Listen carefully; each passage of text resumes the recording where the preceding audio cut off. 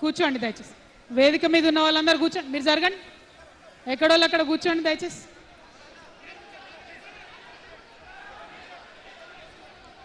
కూర్చోండి. అదే అటే కూర్చోండి దయచేసి, ఎక్కడోళ్ళు అక్కడ కూర్చోండి. జై తెలంగాణ, జై తెలంగాణ, జై తెలంగాణ, జై తెలంగాణ, జై తెలంగాణ, జై తెలంగాణ, జై తెలంగాణ.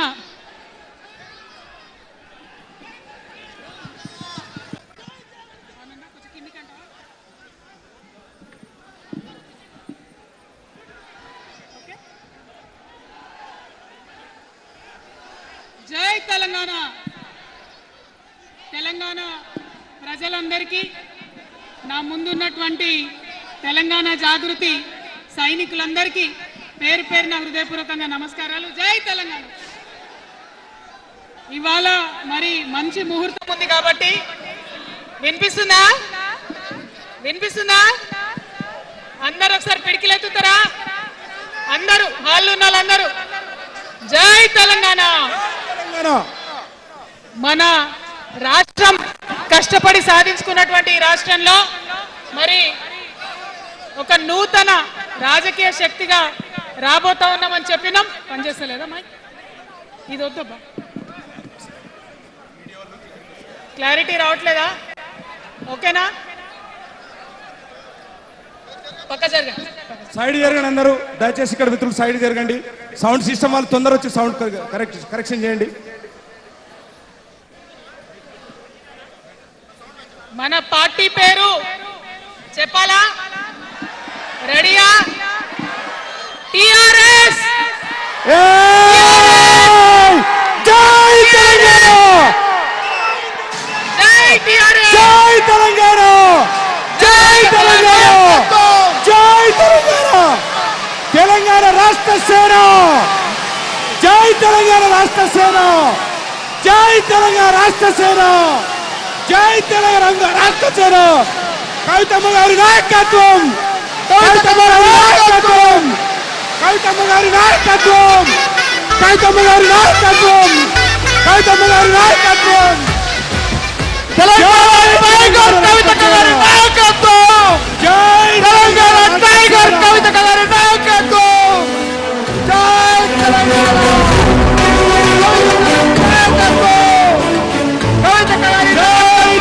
రాష్ట్ర సేన, కవితమ్మ గారి నాయకత్వం, కవితమ్మ గారి నాయకత్వం, కవితమ్మ గారి నాయకత్వం, కవితమ్మ గారి నాయకత్వం, కవితమ్మ గారి నాయకత్వం. ఆజాదీ కి షేర్ని, ఆజాదీ కి షేర్ని కవితమ్మ గారి నాయకత్వం, ఆజాదీ కి షేర్ని కవితమ్మ గారి నాయకత్వం. తెలంగాణ టైగర్ కవితమ్మ గారి నాయకత్వం, తెలంగాణ ఉద్యమ సేనాని కవితమ్మ గారి నాయకత్వం. జై తెలంగాణ రాష్ట్ర సేన, జై తెలంగాణ. పట్టుర పట్టు హైలెస్స చెన్నను పట్టు కొట్టుర కొట్టు హైలెస్స కొండను పట్టు నడు గట్టి నడు బిడ్డను కవితక్కతో చూడు కాలిక బిడ్డ కాదు తేలిక ఈ గడ్డ పౌరుషాల బిడ్డరా కవితక్క. आजादी की शेरनी कविता कगारी नायकत्व, आजादी की शेरनी कविता कगारी नायकत्व.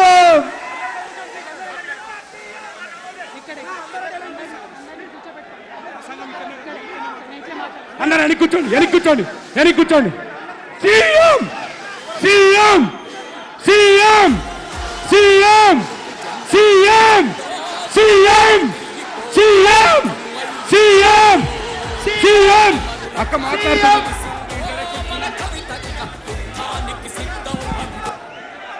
దయచేసి అందరూ వెనక్కి పోవాలా. ఇప్పుడు మన ఉద్యమ సేనాని పోరాటాల అందరూ వెనక్కి కూర్చోండి. ఆజాదీకి అందరూ కూడా కవిత మాట్లాడతారు. అందరూ వెనక్కి కూర్చోవాలి. అక్క ఇక్కడి నుంచి ప్రసంగిస్తా ఉన్నారు. దయచేసి అందరూ వెనక్కి వెళ్ళండి, దయచేసి అందరూ వెనక్కి వెళ్ళండి. ఆ పాటలు బంద్ చేయండి అబ్బా, పాటలు బంద్ చేయండి. దయచేసి అందరూ వేదిక మీద కూర్చోవలసిందిగా విజ్ఞప్తి. తెలంగాణ రాష్ట్ర సేన, తెలంగాణ రాష్ట్ర సేన మనందరం కూడా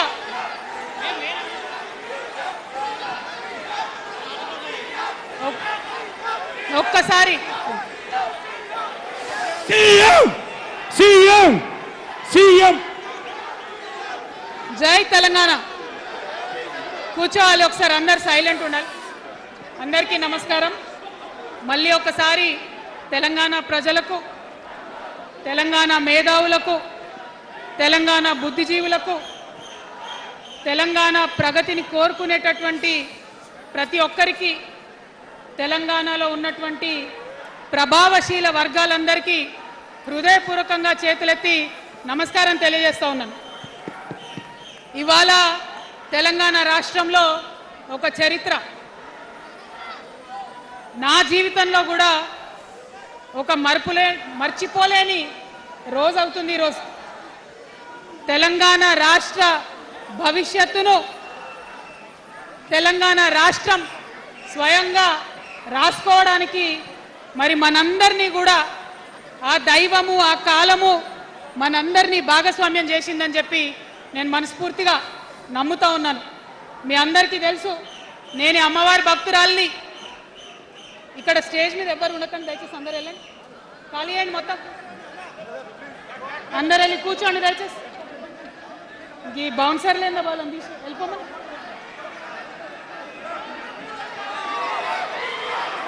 జై తెలంగాణ.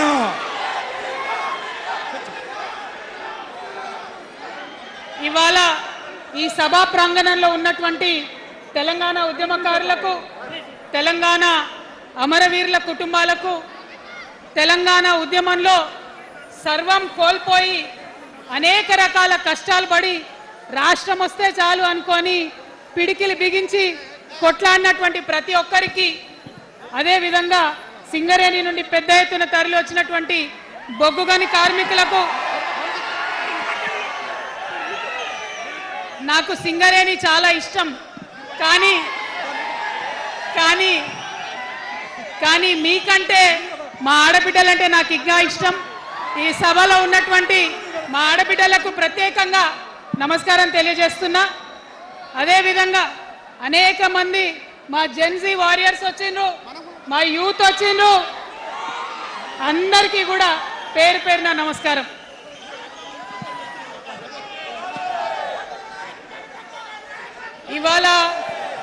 ఇవాళ చాలా చాలా చాలా చాలా మంది ఎదురు చూస్తూ ఉన్నారు ఏం జరుగుతుంది ఈ రాష్ట్రంలో అని. ఒక్క మాట మాత్రం నేను నా తెలంగాణ ప్రజలకు చెప్పగలుగుతా. గత 20 ఏళ్లుగా తెలంగాణ ఉద్యమంలో నేను పోషించినటువంటి పాత్ర, తెలంగాణ జాగృతి పోషించినటువంటి పాత్ర మీ అందరికీ తెలిసిందే. తెలంగాణ ఉద్యమంలో ఆడబిడ్డలందరినీ కూడా భాగస్వామ్యం చేయాలని చెప్పి తెలంగాణ జాగృతి నుండి బతుకమ్మను ఎత్తుకొని ఊరు వాడ తిరిగి మా జాగృతి కార్యకర్తలు తెలంగాణ సాంస్కృతిక దీపాన్ని పదిలంగా దాచిపెట్టుకున్నారు. మరి వారు దాచినటువంటి ఆ దీపం ఆనాడు స్టేజ్ పాస్ ఉన్న వాళ్ళు మాత్రమే చాలా చీకటిలో కాలరాత్రిలో కూడా ఒక కాగడాలాగా తెలంగాణ ఉద్యమకారులకు వెలుగునిచ్చింది. మా సింగరేణి గని కార్మికుల చేతిలో కందిలైంది. మొత్తం తెలంగాణ సమాజానికి కూడా ఒక కాంతి రేఖ అయింది. అప్పటి వరకు చాలా మంది మాట్లాడేది, మా స్టూడెంట్స్ అయినా అందరూ కూడా మాట్లాడేది, ఈ ఆంధ్రోళ్ళతోని పంచాయతీ అవుతుందక్క, ఏం చెప్పాలి, మా గురించి ఎట్లా చెప్పుకోవాలి, మన సంస్కృతి గురించి ఎట్లా చెప్పుకోవాలని మాట్లాడినప్పుడు బతుకమ్మ వచ్చిన తర్వాత బలం వచ్చింది. బతుకమ్మ పాట వచ్చిన తర్వాత ఇది మా సంస్కృతి, ఇది మా పండుగ, ఇగో గిది తెలంగాణ అని ఎత్తిన ప్రతి బతుకమ్మలో కూడా జై తెలంగాణ జెండా పెట్టి మా ఆడబిడ్డలందరూ కూడా బతుకమ్మ అంటే ఏందో ప్రపంచానికి పునఃపరిచయం చేసుకోవడం జరిగింది. ఏ ఉద్యమానికైనా డెఫినెట్గా భౌగోళిక స్వరూపం ఉంటుంది, శక్తులు ఉంటారు, వ్యక్తులు ఉంటారు, కానీ ఒక సాంస్కృతిక పునాది, సాంస్కృతిక నేపథ్యం ఉన్నప్పుడే ఆ ఉద్యమాలు తుదముట్టాయని చెప్పి అందరం కూడా అనుకుంటాం. తెలంగాణ ఉద్యమానికి బలమైనటువంటి సాంస్కృతిక పునాదినిచ్చి ఆడబిడ్డలందరినీ ఉద్యమంలో జత చేసినటువంటి ఘనత ఇక్కడ ఉండేటటువంటి జాగృతి కార్యకర్తలదేనని నేను ఇవాళ సగర్వంగా ప్రకటిస్తా ఉన్నాను. మరి ఇవాళ మిమ్మల్ని నేను కోరేది ఒకటే, కష్టపడ్డాం, తెలంగాణ తెచ్చుకున్నాం, కానీ మనం కలలు కన్న తెలంగాణ వచ్చి 12 ఏళ్ళైనా ఇంకా కూడా మనకు రాలేదు. ఏమేం కలలతో తెలంగాణ తెచ్చుకున్నామో ఆ కలలన్నీ ఇంకా నిజం కాలేదు. మరి తెలంగాణ ఉద్యమ రథం, ఆనాటి ఉద్యమ రథసారథి కేసీఆర్ గారి నేపథ్యంలో తెలంగాణ ఉద్యమ రథం ఎక్కడనో దారి తప్పింది. తెలంగాణ ప్రజల ఆర్తిని అది అర్థం చేసుకోలేకపోయింది. డెఫినెట్గా సామాజిక తెలంగాణ రథచక్రం అనేది విరిగి ముక్కలైపోయింది. ఒక కొత్త రాష్ట్రం వచ్చిన తర్వాత ఏ తరహా అయితే పని జరగాలో, ఏ తరహా అయితే పనులు ప్రారంభించుకోవాలో అవి జరగలేదని చెప్పడానికి ఒక ఇంత బాధపడతా ఉన్నాను. ఆనాడు ఏమనుకున్నాం, తెలంగాణ రాష్ట్రం వస్తే మనందరి బానిస సంఖ్యలు పోతాయి అనుకున్నాం. కానీ రైతులకు బేడీలు పడ్డాయి, ఇసుక దందా మీద ప్రేమతోని నేరెళ్ల దళితులకు దెబ్బలు పడ్డాయి, చావులైనాయి. ఒకరిద్దరు కలిసి మాట్లాడుకోవాలంటే ఎవరు ఫోన్ ఎక్కడ మానిటర్ చేస్తుండ్రో అని భయం, వ్యక్తిగత స్వేచ్ఛ లేదు. దారుణమైనటువంటి నిఘా నీడలో తెలంగాణ అంతా కూడా బతికింది. ఇది వాస్తవం. మనం అనుకున్న కలల తెలంగాణ రాలేదన్నది ముమ్మాటికి వాస్తవం. మరి అటువంటి సందర్భంలో నేను ఇవాళ మీ అందరికి ఒక మాట చెప్పాలి. ఆనాడు పరిపాలించిన కుటుంబంలో నేను కూడా ఒక భాగం. ఆనాడు పరిపాలించిన కుటుంబంలో ఒక భాగమైనందుకు కొన్ని విషయాలకు నేను సిగ్గుపడతా ఉన్నాను. తెలంగాణ ప్రజల్ని క్షమించమని కూడా కోరుతా ఉన్నాను. కానీ తెలంగాణ సాధించినందుకు మాత్రం చాలా గర్వపడుతున్నాను. నా జన్మ ధన్యమైందని చెప్పి భావిస్తా ఉన్నాను. మరి అనేకమైనటువంటి తప్పులు జరిగినాయి, అనేకమైనటువంటి నేరాలు జరిగినాయి. అనుకున్నటువంటి తెలంగాణ సాధించుకోలేదు. మరి ఆ తప్పులో ఎక్కడో ఒక దగ్గర నాకు భాగం ఉందని చెప్తున్నప్పుడు మరి కేవలం క్షమాపణ చెప్తే సరిపోతుందా? ఏ తెలంగాణ అయితే కావాలనుకున్నామో, ఏ సామాజిక న్యాయ తెలంగాణ అయితే రావాలని అనుకుంటున్నామో దానికోసం నడుం బిగించి కష్టపడి పని చేయాల్సిన అవసరం కూడా ఉంది.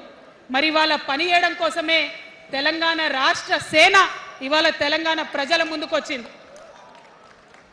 రేపటి నుంచి మీరు చూస్తారు మా పని ఎట్లుంటుందో, మా పనితీరు ఎట్లుంటుందో.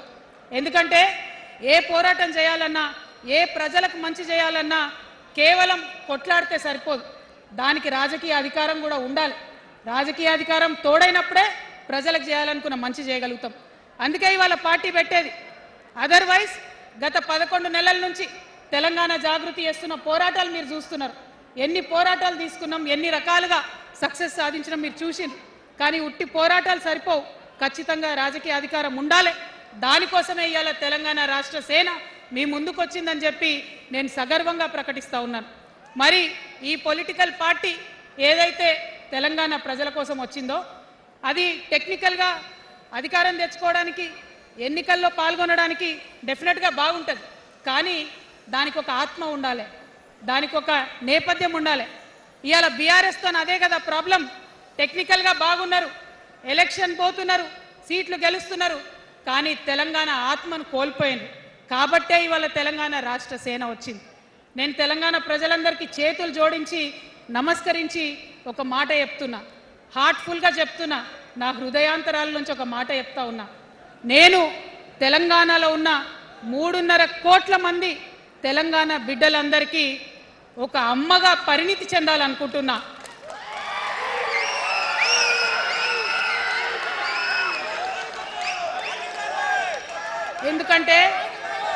ఎందుకంటే ఒక అమ్మతనంతో పరిపాలన జరిగినప్పుడే బిడ్డలకి ఏదైనా కష్టం వస్తే అమ్మ హృదయం బద్దలవుతుంది. అటువంటి దుఃఖంతో పరిపాలన జరిగినప్పుడే, అటువంటి సంవేదనతో పరిపాలన జరిగినప్పుడే, అటువంటి ఆర్తితో పరిపాలన జరిగినప్పుడే రాష్ట్రం ముందుకు పోతుంది, రాష్ట్రంలో ఉన్న ప్రజల కష్టాలు తీరుతాయి. ఇవాళ ఎన్నిసార్లు ఎన్ని రకాలుగా ఆలోచన చేసినా మన తెలంగాణ రాష్ట్రంలో అనేక రోజుల నుంచి అనేక సంవత్సరాల నుంచి ఒక భూస్వామ్య వ్యవస్థ నడిచింది. మనకు తెలుసు అనేక రకాల పోరాటాలు వచ్చినాయి. సమానత్వం కోసం ప్రయత్నం చేసినాం, పోరాడుతూనే ఉన్నాం.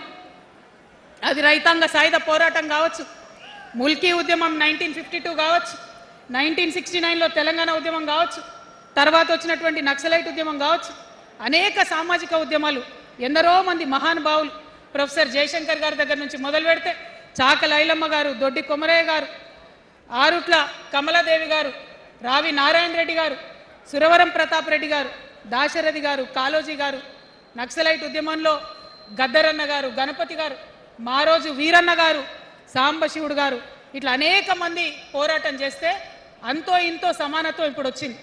మలిదశ తెలంగాణ ఉద్యమంలో కేసీఆర్ గారు, అట్లానే ప్రాణాలు ఇచ్చినటువంటి ఇషాన్ రెడ్డి గారు, యాదయ్య కావచ్చు, సువర్ణ కావచ్చు, అనేక మంది కొట్లాడితేనే ఇవాళ తెలంగాణ రాష్ట్రం వచ్చింది. వీరికన్నా ముందు మరి మీ అందరికీ తెలుసు, సమ్మక్క సారలమ్మ దగ్గర నుంచి మన దగ్గర సామాజిక ఉద్యమాలు నడిచినాయి. కొమరం భీమ్ కావచ్చు, సమ్మక్క సారయ్య కావచ్చు, సారలమ్మ కావచ్చు, షోయబుల్లా ఖాన్ కావచ్చు, మగ్దూ మొయ్యుద్దీన్ కావచ్చు, ఇట్లా అనేక మంది కొట్లాడితే కొంచెం సమానత్వం వచ్చింది. కొండా లక్ష్మణ్ బాపూజీ గారిని తెలుసుకోవాలి, పండుగ సాయనని తెలుసుకోవాలి, సర్వాయి సర్దార్ పాపన్న గౌడ్ని తెలుసుకోవాలి. ఇట్లా అనేక మంది కొట్లాడింది. పంతు నాయక్ గారు ఉన్నారు, మరి ఇట్లా ఆదివాసీ వీరులు అనేక మంది ఉన్నారు. బియ్యాల జనార్దన్ రావు ఉన్నారు, ఆదివాసీల కోసం కొట్లాడినటువంటి బిడ్డ. వీరందరినీ కూడా వారి స్ఫూర్తిని తీసుకుంటాం. రాజ్యాంగబద్ధంగా రాజకీయ శక్తితోని పోరాటాలు మిళితం చేసి, ప్రజా పోరాటాలు మిళితం చేసి మనం కలలుగానేటటువంటి సామాజిక న్యాయ తెలంగాణను సాధిస్తామని మళ్ళొకసారి సగర్వంగా ప్రకటన చేస్తూ ఉన్నాం. మరి వాళ్ళ తెలంగాణ రాష్ట్ర సేన మీ ముందుకొచ్చిందంటే ఉట్టిగానే రాలే. తెలంగాణలో ఏం జరుగుతుందో ఒకసారి తెలుసుకోవాలి, మనం ఆలోచన చేసుకోవాలి, అర్థం చేసుకోవాలి. ఎన్ని పార్టీలు ఉన్నాయి? 3 పార్టీలు ఉన్నాయి. భారతీయ జనతా పార్టీని తీసుకుందాం.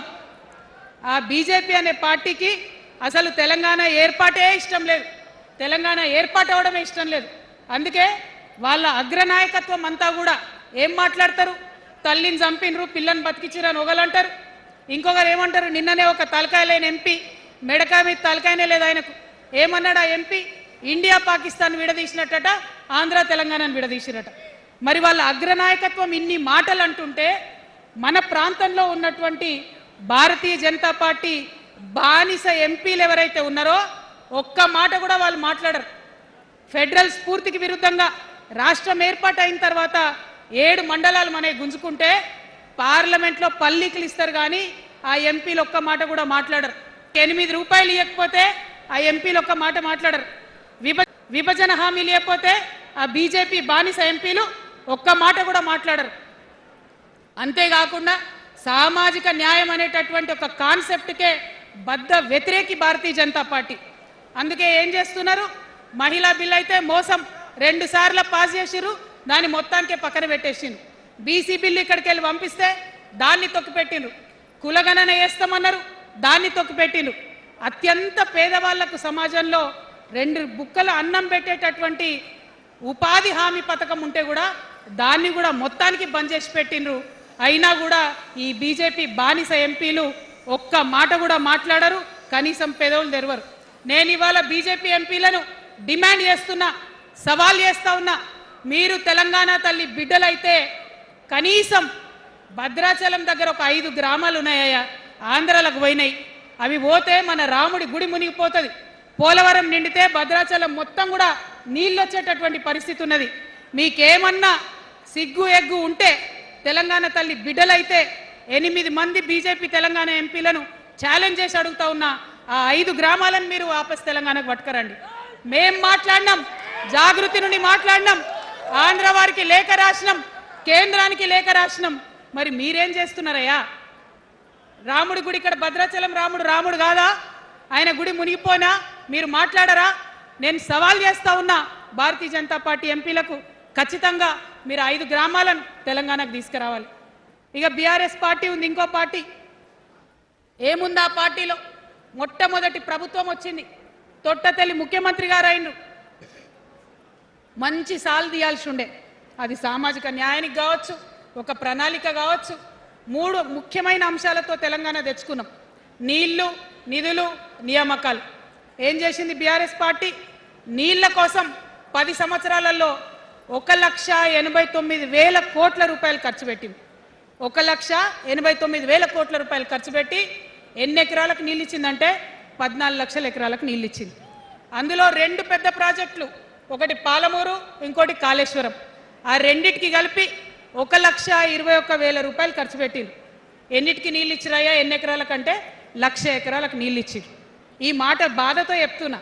నేను కూడా బీఆర్ఎస్ అప్పుడున్న టీఆర్ఎస్కి నేను కూడా నా రక్తాన్ని, నా చెమటని, నా సమయాన్ని కుటుంబంతో, పిల్లలతో గడపాల్సిన టైంలో టీఆర్ఎస్ పార్టీ బలోపేతానికి పనిచేసిన వ్యక్తినే నేను కూడా. ఆనాటి కేసీఆర్ వేరు, ఇప్పటి కేసీఆర్ వేరు. ఆనాటి కేసీఆర్కి తెలంగాణలో చేనేత కార్మికులు చచ్చిపోతుంటే భిక్షాటన చేసిన కేసీఆర్ ఆనాటి కేసీఆర్. ఇయాలటి కేసీఆర్ మారిన మనిషి, మనిషి, మన మనిషి కాదు. ఏమైంది ఇయాలటి కేసీఆర్కి? హైడ్రాల ఇల్లు కూలిపోతుంటే అరుస్తున్నారు, అన్నా ఎక్కడున్నావు రా, వచ్చిండ్రా? రాలే. వెలుగుమట్ల ఇల్లు కూలితే వచ్చిండ్రా? రైతులకు వర్ష బీభత్సమై మొత్తం పొలాలు మునిగిపోతే వచ్చిండ్రా? చేవెళ్ళ దగ్గర బస్ యాక్సిడెంట్ అయితే వచ్చిండ్రా? ఎక్కడ చిన్న కష్టం వచ్చినా ప్రజలకు ఆ సారు రారు, ఆ సారు రారు. ఎందుకంటే ఆయన మారిన మనిషి, మనిషి, గుంటనెక్కల తోడేళ్ల చేతిలో ఖైదీ అయినటువంటి మనిషి, మన మనిషి కాదు. బాధతో, దుఃఖంతో, ఆవేదనతో చెప్తున్న మాట, సంతోషంతో చెప్తలేని ఈ మాట నేను. అట్లాంటి కేసీఆర్ ఎట్లా ఉండే ఒకప్పుడు? అదే ఆర్డీఎస్ అంతా పాదయాత్ర చేసి నా తెలంగాణకు నీళ్లు కావాలని అడిగినారు. ఇవాళ మరి 10 ఏళ్ళ అధికారం ఉంటే పాలమూరు రంగారెడ్డి ప్రాజెక్టు కోసం 10 ఏళ్లలో ముందుకు పోతలేదంటే, ఎవరన్నా తెలంగాణ పట్ల ప్రేమ ఉంటే, పాలమూరు పట్ల ప్రేమ ఉంటే, కృష్ణా నీళ్లు వాడుకోవాలంటే మన కేసీఆర్ అయి ఉంటే ఆ పాలమూరు రంగారెడ్డి ప్రాజెక్ట్ కాడ కూర్చేసుకొని అది కట్టిస్తుండే. ఏం చేసినారు మారిన కేసీఆర్ గారు? పంజాబ్ పోయినరు, గుజరాత్ పోయినరు, బీహార్ పోయినరు. మేము మొత్తం రాష్ట్రంలో పీక్ కట్టలు కట్టం, నేషనల్ పార్టీ పెడతామని పోయినరు తప్పితే తెలంగాణ ప్రజలను పట్టించుకోలేదు. పట్టించుకుని ఉంటే, కేంద్రంతో గొడవ పెట్టుకోకుండా ఉంటే ఇవాళ పాలమూరు రంగారెడ్డి పారకపోతుండేనా? నేను అడుగుతా ఉన్నా స్ట్రేట్గా. ఇన్ని రోజులు నేను ఎన్ని మాటలు మాట్లాడినా బీఆర్ఎస్ పార్టీ నాయకులు ఒక్కరు కూడా బయటకు వస్తలేరు, సమాధానం చెప్తలేరు. దీనికి మీరు సమాధానం చెప్పకపోతే ప్రజలే మిమ్మల్ని బయటకు లాగి సమాధానం చెప్పేటట్టు చేస్తారని కూడా ఈ సందర్భంగా నేను తెలియజేస్తా ఉన్నా. ఒకటే మాట అడుగుతున్నా, మన కేసీఆర్ అయి ఉంటే ఆనాడు తెలంగాణ బిడ్డలు కష్టపడితే బయటకు వచ్చి నా బిడ్డలకు ఇబ్బంది అవుతుందని కొట్లాడిన వ్యక్తి, సింగరేణి గనిలో ఒక కార్మికుడు చనిపోతే అక్కడి దాకా పోయి చూసి వచ్చినటువంటి వ్యక్తి. మరి తెలంగాణ వచ్చినాక ఏమైందా ప్రేమ? అధికారం ముందు మమకారం తగ్గిపోయిందా? ఏం జరిగిందని నేను అడుగుతా ఉన్నా. ఎందుకు ఈ మాట చెప్తా ఉన్నా అంటే, ప్రేమ నాకు కూడా ఉంది. నాకు తండ్రి కావచ్చు, అది వేరే విషయం. కానీ ఒక రాజకీయ నాయకుడిగా వారు ఈ మధ్య రాజకీయ పరిణితి కోల్పోయి మాట్లాడుతూ ఉన్నారు. కేటీఆర్ గారు మాట్లాడిందంటే ఓకే అనుకోవచ్చు, ఆయనకు పెద్దగా తెలియదు పాపం. కానీ కేసీఆర్ గారు అనే మాట ఏంటంటే, ప్రజలు తప్పు చేసిండ్రు. ఓకే, ఒక సెకండ్ నేను ఒప్పుకొని దాన్ని, ఒక సెకండ్ అనుకుందాం. ప్రజలు తప్పు చేస్తే నేను ఒక తల్లిగా అడుగుతున్నా. నేను నా కొడుకో మాట చెప్తా, వాడు వినలేదనుకో, కింద పడ్డాడు అనుకో, ఇడిచిపెడతానా? దగ్గర తీసుకొని మంది అనా? ఓకే, ప్రజలు తప్పు చేసిర్రు అనుకోండి, మీకు అధికారం ఇవ్వలేదు అనుకోండి, ఒక కర్కోటకుడి పాలన నడుస్తుంది అలా తెలంగాణలో. ఇబ్బంది పడుతున్నారు ప్రజలు, గోసపడుతున్నారు, ఏడుస్తున్నారు. ఇండ్లు అన్నీ ఉండి ఇండ్లు గూలగొడుతుంటే, అర్ధరాత్రి ఇంటి మీదకి వచ్చి ఇండ్లు గూలగొడుతుంటే ఆదుకోవాల్సిన అమ్మలాంటి మన పాత కేసీఆర్ ఎక్కడున్నాడు? ఇది మనం అడగాల్సింది. అందుకోసమే నేను ఈ నిర్ణయం తీసుకున్నది. నన్ను పార్టీలోంచి బయటకేస్తే నేను వెంటనే పార్టీ పెట్టలే. ఆనాడు కూడా చెప్పిన, నేను ఆలోచన చేస్తున్నా, మారతారేమో అని చూసిన, పదే వేచి చూసిన. ఇవాళ నన్ను పార్టీలకి వెళ్ళి సస్పెండ్ చేసి 10 నెలలైంది. నాకు నిజంగా మంచిగానే అయింది. ఎందుకు తెలుసా? ఆనాడు ఉద్యమకారులను ఇబ్బంది పెడుతుంటే నేను ఇంకా గట్టిగా మాట్లాడలేదు. ఆనాడు మీకు జరిగింది, ఇవాళ నాకు జరిగింది. కొత్త ఏం లేదు. కేసీఆర్ కోసం, టిఆర్ఎస్ పార్టీ కోసం, ఆనాడు తెలంగాణ ఉద్యమం కోసం ఇండ్లు అమ్ముకొని, భూములు అమ్ముకొని, ప్రతి ఊర్లో టిఆర్ఎస్ కండువా వేసుకొని పోరాటం చేసినటువంటి కార్యకర్తలు ఎక్కడున్నారు ఇవాళ? ఒక్క గుళ్ళ మెంబర్ ఇయర్ రాలేదా? ఒక్క గుడి చైర్మన్ ఇయర్ రాలేదా? తెలంగాణను వ్యతిరేకించి ఉద్యమాన్ని తొక్కిపట్టి మన మీద లాఠీలు పెట్టి కొట్టినటువంటి వాళ్ళకు తీసుకొచ్చి ఎమ్మెల్యే సీట్లు ఇచ్చి వాళ్ళ అనుచరులు వచ్చి మిడతల దండలాగా మన కార్యకర్తల మీద పడితే తల్లి కోడి కాపాడుకున్నట్టు పిల్లల్ని కాపాడుకోవాల్సిన మన కేసీఆర్ ఏడబోయింది. వచ్చిందా ఎవరికన్నా పదవులు? ప్రతి సంవత్సరం రాష్ట్రం మొత్తంలో పోస్టులు నింపితే 6,000 పైచీలకు నామినేటెడ్ పోస్టులు వస్తాయి తెలుసా? అంటే 10 ఏళ్లలో 2 ఏళ్లకోసారి నామినేటెడ్ పోస్టులు వేసిన ఒక 30,000 మందికి దాదాపుగా ఏదో ఒక గౌరవం. ఏం కావాలి మనకు ఉద్యమకారులకు చెప్పండి? ఏం కావాలి? కండువా వేసుకొని పిచ్చోళ్ళ లెక్క తిరిగినందుకు, మన ఇంటోళ్ళని ఇడిచిపెట్టి తిరిగినందుకు ఇంత మర్యాద కావాలి. మా సార్ నన్ను గుర్తుపట్టిండా, మా పార్టీ నన్ను గుర్తుపట్టింది, నాకేదో చిన్న పదవి ఇచ్చిరని చెప్పుకుంటే ఒక మర్యాద ఉంటుంది.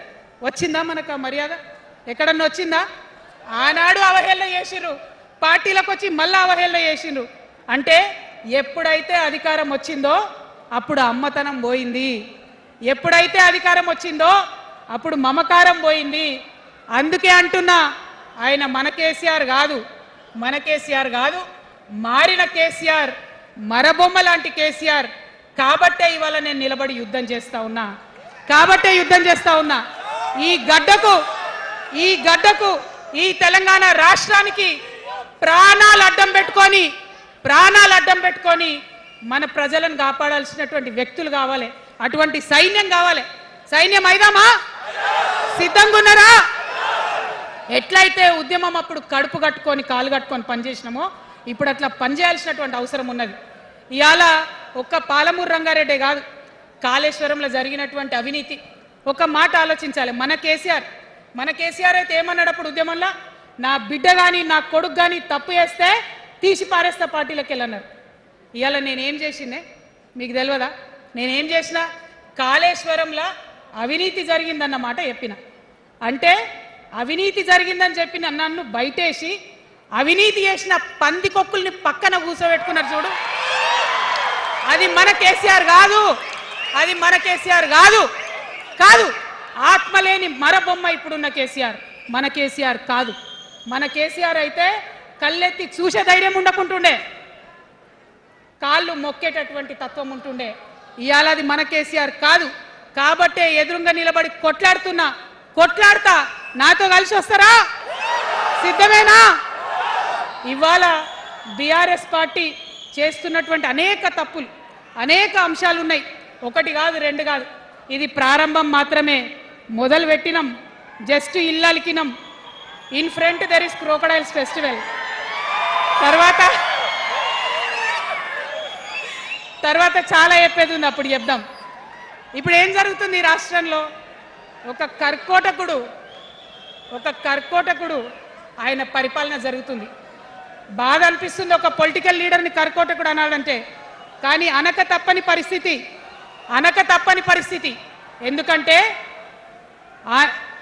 ఎందుకంటే మొన్న ఖమ్మంలో వెలుగుమట్లలో అన్ని పర్మిషన్స్ ఉన్నాయి, అన్ని కాయిదాలు ఉన్నాయి.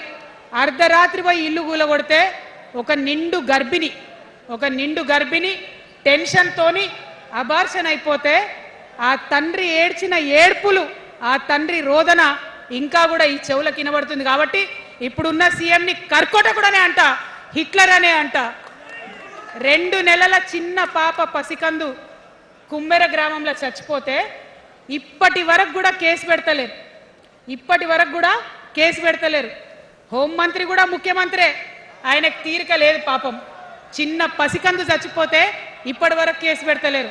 అందుకే అంటున్నా, కర్కోటకుడైనటువంటి సీఎం పరిపాలనలో ఉన్నాం. ఖచ్చితంగా కొట్లాడాల్సిందే. మనం ఏదైతే గురుకులాలు ఉన్నాయో వాటిలో విషం పెట్టి పిల్లల్ని చంపుతా ఉన్నారు. అయినా సరే విద్యాశాఖ మంత్రిగా ఉన్న సీఎం మాట్లాడతలేడు. అందుకే కర్కోటకుడు అంటా ఉన్నాం, అందుకే హిట్లర్ అంటా ఉన్నాం. కర్ల రాజేష్ అనేటటువంటి దళిత యువకుడు కస్టడీలో చచ్చిపోతే ఇప్పటి వరకు కూడా దానికి బాధ్యులైన పోలీసులను ఏం చర్యలు తీసుకోలేదు వాళ్ళ మీద. అందుకే కర్కోటకుడు అంటా ఉన్నాం, అందుకే హిట్లర్ అంటా ఉన్నాం. పిడికిలి బిగించి ఇప్పుడున్నటువంటి రాక్షస కాంగ్రెస్ పైన ఖచ్చితంగా కొట్లాడతాం, అందరికన్నా ఎక్కువ కొట్లాడతాం. ఇప్పుడు మనమే ప్రధాన ప్రతిపక్షం అవుతాం, 2 ఏళ్ల తర్వాత మనమే అధికార పక్షం అవుతాం. ఖచ్చితంగా అధికారంలోకి వస్తాం. ఎందుకోసం వస్తాం అంటే నేను ఒక మాట చెప్పాలి మీకు, అందరినీ మనం మాటలు అంటున్నాం కదా, we are opposing everybody, we are criticising everybody, but what is the solution? Don't oppose without propose అని కాన్షీరామ్ గారు చెప్పారు, నేను చెప్పలే. Don't oppose without proposal. So నేను కొన్ని ప్రపోజల్స్ తెలంగాణ ప్రజల ముందు పెట్టాలనుకుంటున్నా. నేను ఈ 3 పార్టీలు అధర్మంతో నిండిపోయినాయి, అవినీతితో నిండిపోయినాయి, బంధుప్రీతితో నిండిపోయినాయి, కుటుంబ అవినీతి పరిపాలనతో నిండిపోయినాయి. కాబట్టి నేను ఒక ప్రపోజల్ చెప్తున్నా. ఈ 3 పార్టీల మీద ఆనాడు భగవంతుడు శ్రీకృష్ణుడు చెప్పినట్టు పాంచజన్యం, ఆయన శంఖం పేరు, యుద్ధంకి ముందు పాంచజన్యం ఎట్లయితే పూరిస్తారో మనం కూడా పాంచజన్యం పూరిద్దాం. ఒక 5 అంశాలను ప్రధానంగా తీసుకుందాం. ఆ 5 అంశాల కోసం ఇప్పుడు కొట్లాడదాం, రేపు ప్రభుత్వంలోకి వచ్చిన తర్వాత మన ప్రజలకు ఇద్దాం. ఏం అంశాలు అవి? మొట్టమొదటిది విద్య. ఇవాళ గవర్నమెంట్ స్కూల్స్ అంటే ఆనాడు కేసీఆర్ గారు స్కూల్ బంద్ చేసుకుంటూ వచ్చారు, అదే రేవంత్ రెడ్డి గారు కొనసాగిస్తున్నారు. ఎక్కడా కూడా ప్రభుత్వ పాఠశాలలలో వసతులు లేవు. వాష్రూమ్ ఉండదు, వాచ్మెన్ ఉండడు, అటెండర్ ఉండడు, పిల్లలే పోయి బెల్లు కొట్టుకోవాలి, పిల్లలే పోయి బాత్రూమ్లు కడుక్కోవాలి, మంచినీళ్ళు ఉండవు, భయంకరమైన పరిస్థితి ఉంది. నేనేమంటా అంటే గుడిని ఎంత పవిత్రంగా చూస్తామో బడిని కూడా అంతే పవిత్రంగా చూడాలి. గుడిని ఎంత పవిత్రంగా చూస్తామో బడిని అంత పవిత్రంగా చూడాలి. కాబట్టి నేను ఒక మాట అంటున్నా, ప్రతి ఊర్లో ఒక బడి ఉండాలి, ప్రతి తరగతికి ఒక టీచర్ ఉండాలి. ప్రతి ఊర్లో ఒక బడి ఉండాలి, ప్రతి తరగతిలో ఒక టీచర్ ఉండాలి. ఖచ్చితంగా అట్లా జరిగినట్టయితే ప్రభుత్వ పాఠశాలలు మంచిగా అవుతాయి. మరి నా పేద మధ్యతరగతి ఆడబిడ్డలు, మా అక్కలు అమ్మలు అనుకుంటున్నారు, అక్క మరి ఆల్రెడీ మా పిల్లలు ప్రైవేట్ స్కూళ్ళలో చదువుతున్నారు, వాళ్ళ సంగతి ఏందని. నేను మాట ఇస్తా ఉన్నా, ఇవాళ మన ప్రభుత్వం వస్తుంది, ఖచ్చితంగా వస్తుంది. ఎందుకంటే ప్రభుత్వంలో వచ్చేది మీ అమ్మ కాబట్టి అమ్మ జేబు చూడదు, కడుపు చూస్తుంది. అమ్మ జేబు చూడదు, కడుపు చూస్తుంది. కాబట్టి మీ పిల్లలు ప్రైవేట్ పాఠశాలలో చదువుతున్నా, ఎంతవరకు చదువుకున్నా కంప్లీట్గా మీ మీద ఒక్క రూపాయి కూడా భారం పడకుండా చదివించే బాధ్యత మేం తీసుకుంటాం. అది ప్రైవేట్ పాఠశాలలు కానీ, డాక్టర్ కానీ, ఇంజనీర్ కానీ, రాకెట్ సైంటిస్ట్ కానీ మన తెలంగాణ బిడ్డలు చదువుకుంటే ఒక్క రూపాయి కూడా పేద మధ్యతరగతి వాళ్ళ మీద భారం పడకుండా ఉచిత విద్యను అందించే బాధ్యత నేను నా తెలంగాణ బిడ్డల కోసం తీసుకుంటా అని ఈ సందర్భంగా తెలియజేస్తున్నా. ఇవాళ పరిస్థితి ఏంటిది? యూనివర్సిటీలో ఉన్న పిల్లలు అంతకుముందు తెలంగాణ రాకముందు నేను చూసిన రక్తం అమ్ముకునేది డబ్బులు లేకపోతే. ఇవాళ ఏం చేస్తున్నారు? బావర్చి కాడ గిగ్ వర్కర్ లెక్క గోడ మీద కూర్చొని వెయిట్ చేస్తున్నారు. అవునా కాదా? ఎందుకంటే ఆ గిగ్ వర్కర్ చేస్తే అంతో ఇంతో పైసలు వస్తాయి, పేరెంట్స్ మీద ఆధారపడకుండా ఉండొచ్చు అని. మరి యూనివర్సిటీలను పట్టించుకున్నామా? బీఆర్ఎస్లో ఉన్నప్పుడు 10 ఏళ్ళు ఒక్క రూపాయి కూడా ఇవ్వలేదు యూనివర్సిటీకి. ఆ యూనివర్సిటీ మిత్రులకు, పాఠశాలలో ఉన్నటువంటి వారందరికీ నేను ఒకటే ప్రపోజల్ చేస్తున్నా, మీరు ఎంత చదువుకుంటారో చదువుకోండి, ఒక్క రూపాయి కూడా మీ మీద భారం పడకుండా చదివించే బాధ్యత తెలంగాణ రాష్ట్ర సేన తీసుకుంటుంది. ప్రైవేట్ పాఠశాలలు కూడా బాగుంటాయి, ప్రభుత్వ పాఠశాలలు కూడా బాగుంటాయి, కానీ భారం తల్లిదండ్రుల మీద పడదు. అది మీ అమ్మ ప్రభుత్వంలో జరగబోతుందని, మీ తల్లి ప్రభుత్వంలో జరగబోతుందని మీకు మాటిస్తా ఉన్నా. సెకండ్, మనకేమవుతుంది? మన తెలంగాణలో పేద మధ్యతరగతి ప్రజలకు ఏమవుతుంది? ఎవరైనా ఇంట్లో రోగం వస్తే, ఒక యాక్సిడెంట్ అయితే ఇల్లు గుల్లవుతుంది. అందుకే ఆలోచన చేసి వైద్యం గురించి ఒక నిర్ణయం తీసుకున్నా. మన రెండో అంశం పాంచజన్యంలో వైద్యం కోసం అనేక అగచాట్లు పడుతున్నారు, అనేక ఇబ్బందులు పడుతూ ఉన్నారు. నేను ఒకటే మాట ఇస్తా ఉన్నా, ఏ రోగమన్నా రాని, ఎంత పెద్ద హాస్పిటల్ అన్నా కానీ, మన తెలంగాణలో మన జబ్బు ఎక్కడ తగ్గుతుందో అక్కడ మీ జేబులకెళ్ళి ఒక్క రూపాయి ఖర్చు కాకుండా ఉచిత వైద్యం అందించే బాధ్యత మేం తీసుకుంటా ఉన్నాం. ఉచితంగా విద్య ఇచ్చి ఉచితంగా వైద్యం ఇచ్చినాక నా తెలంగాణ బిడ్డల మీద నాకు నమ్మకం ఉంది. మనం కష్టపడే బిడ్డలం, మీరే పైసలు సంపాదించి ఇస్తారు, మీరే రాష్ట్రాన్ని ముందుకు తీసుకుపోతారు. అవునా కదా? ఉచిత విద్య, ఉచిత వైద్యం మన 2 అంశాలు పాంచజన్యంలో. 3వది వ్యవసాయం. మా రైతన్నలు ఉన్నారు, మా రైతన్నలు ఎంతో కష్టపడి మరి పంటలు పండించి చెమటలు కక్కి మనందరికి అన్నం పెడతారు. మీ అందరినీ నేను కోరేది ఒకటే, ఇవాళ అందరూ అర్రాస్ పాట వాడినట్టు నీకు ఎకరానికి ఇంత ఇస్తా అని చెప్పి మాట్లాడుతున్నారు తప్పితే మనకున్న కష్టం ఎవరైనా తీరుస్తున్నారా? ఏం కష్టం ఉంటుంది రైతుకి? భూమి కష్టం ఉంటుంది, చెప్పుకోవాలి. భూమి మీద దాని ఇబ్బంది ఉంది. ఎంఆర్ఓ ఆఫీస్కి పోతే మనని ఎవడన్నా రాణిస్తాడా? మాట్లాడతాడా? నీ దోతి బాగలేదు, నీ అంగి బాగలేదు, నీ కాళ్ళకు మట్టి ఉండే, నీ చెప్పులకు మట్టి ఉండే రానియరు. అదే సూటు బూట్ వేసుకొని ఎవరన్నా వస్తే ఏం చేస్తారు? పిలిచి కూసోబెట్టి చేంబర్లో కూసోబెట్టి చాయ్ ఇచ్చి కాఫీ ఇచ్చి అన్ని పనులు చేసి పంపుతారు. మన ప్రభుత్వం రాబోతా ఉంది. ఆ ప్రభుత్వంలో రైతే రాజు అనేటటువంటి నినాదాన్ని నిజం చేస్తాం. ప్రతి ఆఫీస్లో, అది ఎంఆర్ఓ ఆఫీస్ కానీ కలెక్టర్ ఆఫీస్ కానీ ప్రతి ప్రభుత్వ ఆఫీస్లో నేను రైతునని పోతే సపరేట్ కౌంటర్ ఉండాల్సిందే, కుర్చీ మీద కూసోబెట్టాల్సిందే, మీకు పని చేసి పెట్టాల్సిందేనని ఈ సందర్భంగా నేను తెలియజేస్తా ఉన్నా. నేను రైతునని గర్వంగా చెప్పుకునే విధంగా మేము పరిపాలన చేస్తాం. అది కాకుండా మిగతా ఏదైతే టైంకి రావాల్సిన కరెంటు, ఇప్పుడు రేవంత్ రెడ్డి గారి దయ వల్ల మళ్ళా రాత్రిపూట కరెంట్ వస్తుంది. అట్లా ఉండదు. రేపు మన ప్రభుత్వం వస్తుంది, టీఆర్ఎస్ ప్రభుత్వం వస్తుంది. వచ్చినాక 24 గంటలు నాణ్యమైన కరెంటు, పొద్దటిపూట కరెంటు, రైతులకు ఉచిత కరెంట్ ఇస్తాం. అదేవిధంగా యూరియా కావచ్చు, కొనుగోలు కేంద్రాలు కావచ్చు, మీరు ఎక్కడ పోయి అడగాల్సిన అవసరం లేకుండా అన్నీ మీ దగ్గరకు వచ్చేటట్టు చేస్తాం. మరి అనేక అంశాలు ఉన్నాయి రైతుల గురించి మాట్లాడేటి. ఇప్పుడు ఎంత గోసపడుతున్నారో తెలుసు. ఒక్కొక్కటి మాట్లాడుకుంటూ వెళ్దాం. రైతుని రాజుని చేసేది నినాదంగా ఉండే దాన్ని నిజం చేస్తామని మాత్రం మీ చెల్లెగా సోదరిగా నేను మీకు మాట ఇస్తా ఉన్నాను. ఇక 4వ అంశం ఉపాధి. మనకి ఇక్కడ చాలా యూత్ ఉన్నారు. మిమ్మల్ని అందరూ నేను ఒక మాట చెప్తా ఉన్నా, ఒక మాట అడుగుతా ఉన్నా. ప్రతి ప్రభుత్వం ఏం చెప్తుంది? ప్రతి ప్రభుత్వం స్వతంత్రం వచ్చినప్పటి నుంచి ఇప్పటి వరకు ఏం చెప్తారు? ఉద్యోగాలు ఇస్తాం, ఉద్యోగాలు ఇస్తాం, ఉద్యోగాలు ఇస్తాం. అవునా? అసలు నాకు మాట తెలియక అడుగుతా. ఒక యువ మిత్రుడు ఉంటే, ఒక యువతి ఉంటే నేను వ్యాపారం చేసుకోవాలనా, నేను ఉద్యోగం చేసుకోవాలనా, నేను కళారంగానికి పోవాలనా, నేను ఇంకోటి కావాలనా అనే స్వేచ్ఛ నాకు ఉండాలి కదా, నాకు ఉండాలి. కానీ ప్రభుత్వాలు మనకేం చెప్తాయి? నువ్వు ఉద్యోగం చేయి, 9 to 5 ఉద్యోగం చేయి, బానిస బతుకు అనేటటువంటి కండిషనింగ్ చేస్తూ ఉన్నాయి. ఇప్పుడు చాలామంది యూత్తో నేను మాట్లాడినా, నాకు ఒక మాట చెప్తా ఉన్నారు. అక్క, మా పరిస్థితి ఎంత ఘోరం ఉందంటే బయట ఉద్యోగం దొరుకుతలేదు చదువుకున్న చదువుకి. మా అమ్మ సెల్ఫ్ హెల్ప్ గ్రూప్లో ఉండి ఆమె 2 లక్షల రూపాయలు తీసుకొచ్చి ఇస్తే నేను బండి కొనుక్కోవాలి, ఆమె 3 లక్షల రూపాయలు తీసుకొచ్చి నాకు ఇస్తే నేను ఆటో కొనుక్కొని నడుపుకోవాలి. వయసు వచ్చిన కొడుకుని, వయసు వచ్చిన బిడ్డని తల్లి దగ్గర చేయి జాపాలంటే నామోష్ అనిపిస్తుంది అక్క అని అనేక మంది చెప్పారు. అందుకే నేను చెప్తా ఉన్నా, ఉపాధి అంటే కేవలం ఉద్యోగం కాదు.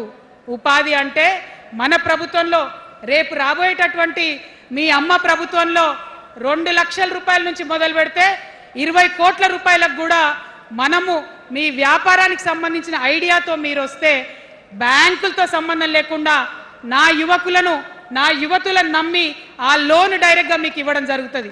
ఎందుకోసం ఈ మాట చెప్తా ఉన్నా అంటే, మన తెలంగాణ బిడ్డలకు మంచి సృజనాత్మకత ఉంది, ఆలోచించే శక్తి ఉంది, కష్టపడే తత్వం ఉంది.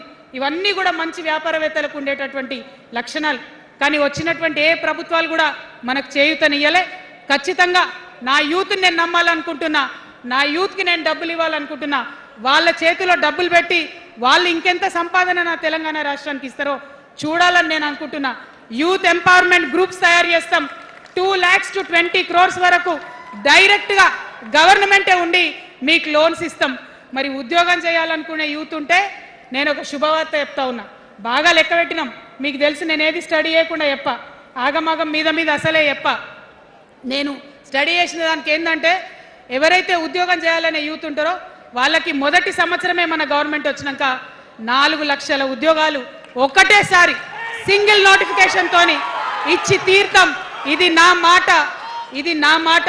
నేను మళ్ళీ మీకు ఎందుకు చెప్తా ఉన్నా ఈ మాట అంటే, నేను తల్లిని, నేను జేబు చూడా, ఎంత ఖర్చు అవుతుంది, ఎంత జీతం అవుతుంది చూడా, నా కొడుకు కడుపులో ఉన్న బాధను వాడి ఆత్మగౌరవాన్ని, నా బిడ్డ బాధను, ఆమె చదువుకున్న చదువుకి రావాల్సిన ఉద్యోగాన్ని దాన్నే చూస్తా కాబట్టి మొదటి సంవత్సరమే 4 లక్షల ఉద్యోగాలు ఇస్తాం.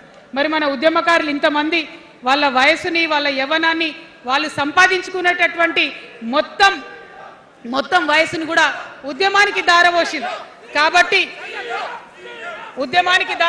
కాబట్టి నేను ఉద్యమకారుల కోసం ప్రత్యేకించి జూన్ 2, 2014 వరకు కట్ ఆఫ్ డేట్ పెట్టుకొని ఆనాటి ఉద్యమకారులకి 1,00,000 ఉద్యోగాలు, సూపర్ న్యూమరరీ జాబ్స్ క్రియేట్ చేయబోతా ఉన్నామని కూడా ఈ సందర్భంగా తెలియజేస్తున్నా. అంటే ఇవన్నీ తెలంగాణ ఉద్యమంలో, తెలంగాణ రాష్ట్ర సాధనలో మీరు చేసిన ప్రయత్నానికి, మీ రుణం తీర్చుకోవడానికి నేను చేస్తున్న ఈ ప్రయత్నం అని చెప్పి ఈ సందర్భంగా తెలియజేస్తా ఉన్నా. మరిగా మన పాంచజన్యంలో 5వ అంశం, ఆఖరి అంశం, అతి ముఖ్యమైనటువంటి అంశం సామాజిక న్యాయం. సామాజిక న్యాయ తెలంగాణ సాధించాల్సిందే. మన ఎస్సీ మిత్రులకు, ఎస్టీ మిత్రులకు, అగ్రవర్ణాల్లో ఉన్నటువంటి పేదవారికి, బీసీలకు అందరికీ న్యాయం జరగాలి. మా మైనారిటీ సోదరులు, మా ముస్లిమ్స్ కావచ్చు, క్రిస్టియన్స్ కావచ్చు, సిక్కులు కావచ్చు, అందరికీ కూడా న్యాయం జరగాలి. మరి బీఆర్ఎస్లో మనం చూసినాం, मुस्लिम्स कोसम थोड़ी देर उर्दू में बात करके आपसे मीठी मीठी बातें बोल के सोपत करके देखो, सोना घिसके देखो बोले, आप 2 बार सोपत कर लिए, तालीम का एक छोटा सा रोशनी आपको दिखाए लेकिन रोजगार आपसे दूर रखे। जो 12% रिजर्वेशन का बात हुआ था उसके ऊपर कुछ भी अमलावरी नहीं हुआ। और जो माइनॉरिटी फाइनेंस कॉरपोरेशन का पहले लोन मिलते थे 10 साल के बीआरएस में कितने लोन मिले, अब 2 साल के कांग्रेस में कितने लोन मिले, आप एक बार देख लो। सारे लोग बस बातें ही बोल रहे हैं लेकिन काम कोई नहीं कर रहा है।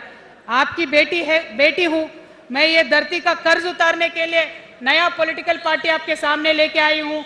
आपसे मैं गुजारिश करती हूँ मेरे साथ चलिए, जो बदलाव आपके जिंदगी में आएगा जरूर आपको बदलाव दिखेगा, पहले जैसा नहीं होगा। बिल्कुल अलग सा एक स्ट्रैटेजी बना रहे हैं, अलग से आपके रेस्पेक्ट के लिए हमारी सोच है। हम मिलेंगे, बात करेंगे, सबसे ज्यादा हमारी माइनॉरिटी भाई बहनों की सेफ्टी के लिए, सिक्योरिटी के लिए, रेस्पेक्ट के लिए मेरा प्रायोरिटी होगा, जॉब्स के लिए प्रायोरिटी होगा, रोजगार के लिए मेरा प्रायोरिटी होगा। అదే విధంగా అనేక మంది మరి మాట్లాడిన కానీ ఎవరు మనకేం చేయలేదు। బీసీలకు సంబంధించి 50% రిజర్వేషన్ ఎమ్మెల్యేలలో ఎంపీలలో వచ్చేంత వరకు కూడా కొట్లాడతామని కూడా ఈ సందర్భంగా తెలియజేస్తా ఉన్నాను। మా దళిత బిడ్డలు ఉన్నారు, వారికి దళిత బంధన్ ఆరాధన మొదలుపెట్టిండ్రు। నేను అన్నది ఎందుకంటే మన కేసీఆర్ కాదని, మన కేసీఆర్ అయి ఉంటే ఏమీ లేకున్నా కూడా దళితులు బాగుండాలని ఆలోచించేది, కానీ దళిత బంధు పెట్టిందే ఆనాడు ఉప ఎన్నిక కోసం। ఒక్క ఉప ఎన్నిక గెలవడానికి పెట్టిన పథకం తప్పితే నిజాయితీగా చేయాలని పెట్టిన పథకం కాదు। అందుకే ఆ నియోజకవర్గంలో కూడా ఇంతవరకు సంపూర్ణంగా దళిత బంధు రాలేదు। రేపటి తెలంగాణలో, రేపటి టీఆర్ఎస్ పరిపాలనలో ఖచ్చితంగా దళితులకు పెద్దపీట వేస్తాం, న్యాయం చేస్తాం, ఇప్పుడున్నటువంటి రాజకీయ అవకాశాల కన్నా మంచి అవకాశాలు ఇస్తాం। మా ఎస్టీ సోదరులు ఉన్నారు, మా లంబాడాలు ఉన్నారు, ఆదివాసీలు ఉన్నారు, వారిని ప్రత్యేకంగా పేరు పేరున సపరేట్గా కార్పొరేషన్స్ పెడతాం। ప్రతి ఆదివాసీ బిడ్డకు ఫైనాన్స్ అందేటట్టు చేస్తాం, గౌరవం అందేటట్టు చేస్తాం। మన భాష ఏదైతే ఉందో కోయత్తూరు భాషను కూడా కాన్స్టిట్యూషనల్లో రికగ్నైజ్డ్ లాంగ్వేజ్గా చేర్చడానికి కూడా మా వంతు ప్రయత్నం చేస్తామని తెలియజేస్తా ఉన్నాను। మరి సామాజిక న్యాయం అంటే అందరికీ వైద్యం ఇవ్వడం సామాజిక న్యాయం, అందరికీ చదువు ఇవ్వడం సామాజిక న్యాయం, అందరికీ సొంత ఇల్లు ఇవ్వడం సామాజిక న్యాయం। పేదవాడు ఎవడైనా సరే, అగ్రకులమైనా సరే, చిన్న కులమైనా సరే, చిన్న కులంగా చెప్పే కులాలైనా సరే, అందరికీ న్యాయం ఇవ్వడమే సామాజిక న్యాయం। కాబట్టి అది 5వ అత్యంత ప్రధాన అంశంగా పెట్టుకొని సామాజిక న్యాయ తెలంగాణ సాధించడానికి ముందుకెళ్తాం। ఫైనల్గా నేను ఒకటే మాట చెప్తా ఉన్నాను, టీఆర్ఎస్ పార్టీ రేపటి నాడు మీ దగ్గరకు వస్తుంది।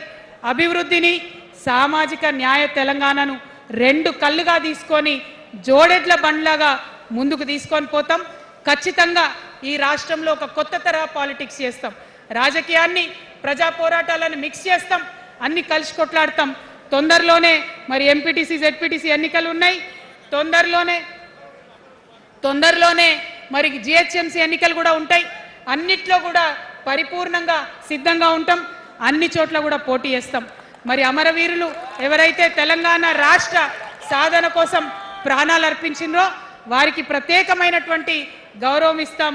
ఏదైతే అందరూ అమరవీరుల కుటుంబాలకు న్యాయం జరగలేదో, నేను తెలంగాణ జాగృతి జనం బాట అప్పుడే చెప్పిన, ప్రతి ఒక్క అమరవీరుల కుటుంబానికి మా ప్రభుత్వం వచ్చినాక ప్రతి ఒక్క కుటుంబానికి ₹1 కోటి ఇచ్చి ఆదుకుంటాం. ఖచ్చితంగా వాళ్ళని కడుపులో పెట్టి చూసుకుంటామని చెప్పి నేను తెలియజేస్తా ఉన్నాను. మరి అందరికన్నా ఎక్కువ మా ఆడబిడ్డలంటే నాకు ప్రాణం. మా ఆడబిడ్డల కోసం ప్రత్యేకంగా నేను ఒకటే మాట చెప్తున్నా, మనం ఎక్కడ ఉన్నా ఏ వయసులో ఉన్నా మనకు భయం అవుతుంటుంది ఎక్కడికన్నా పోవాలంటే. మన భద్రత మీద మనకు ఆలోచన ఉంటుంది.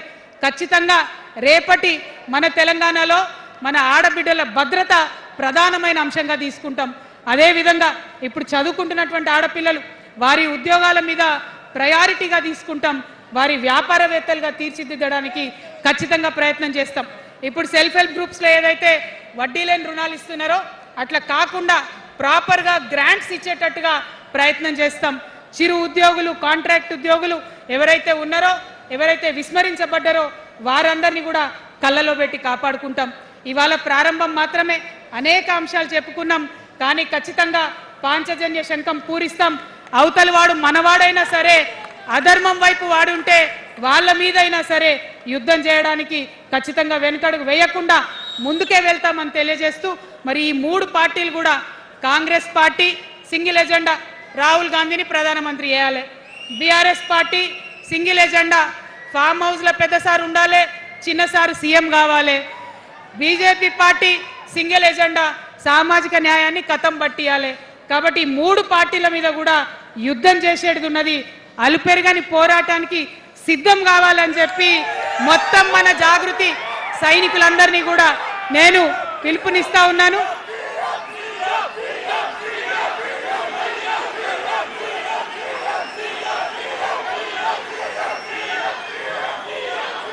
Thank you. జై తెలంగాణ, జై తెలంగాణ. జోహార్ తెలంగాణ విద్యార్థి అమర వీరులకు, జోహార్ తెలంగాణ విద్యార్థి అమర వీరులకు, జోహార్ తెలంగాణ అమర వీరులకు. జై తెలంగాణ, జై టిఆర్ఎస్, జై టిఆర్ఎస్, జై టిఆర్ఎస్. టిఆర్ఎస్ అంటే జిందాబాద్ అనాలి. TRS, TRS, TRS. జై తెలంగాణ, జై తెలంగాణ, జై తెలంగాణ.